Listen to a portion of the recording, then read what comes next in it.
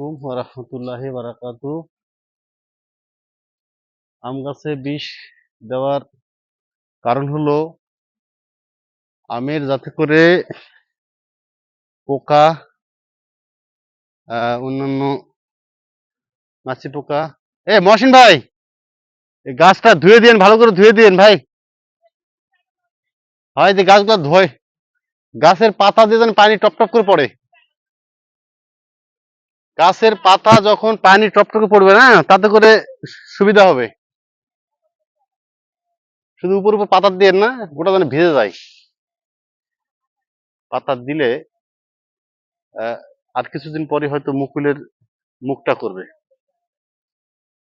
এখানে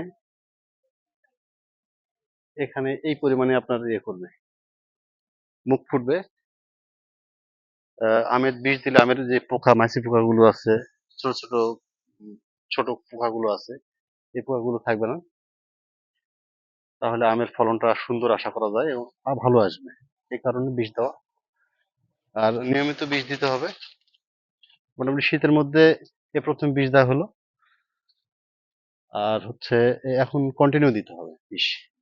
যাদের আম বাগান আছে তারা কন্টিনিউ বীজ দিবেন। আর বিশেষ করে হলো যাদের আম বাগান নাই, তারা অবশ্যই আমাদের দাওয়াত রইল, দাওয়াত গ্রহণ করবেন। যে জ্যৈষ্ঠ মাসে যখন আম ইনশাল্লাহ পাকবে, নক করবেন, সবার বাড়িতে ইনশাল্লাহ পৌঁছে দেওয়ার চেষ্টা করব, আল্লাহ ভরসা। আর দোয়া রাখবেন, ছোট বাগান হলো আম গত বছর ভালো আসছিল, এবারও আল্লাহ পাক যদি ভালো আশায় ইনশাল্লাহ ভালো আসবে। তবে আমাদের এলাকার আমটা সুমিষ্ট আম।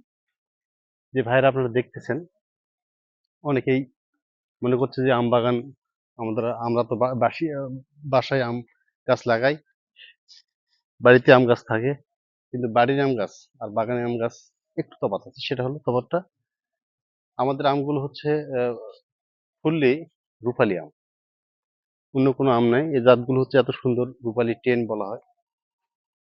আমের সাইজও খুব সুন্দর এবং সুমিষ্ট। কালার যদি দেখেন আপনি মনে করবেন যে কি খাচ্ছেন, ওদের মতো মিষ্টি, দেখতেও যেমন সুন্দর।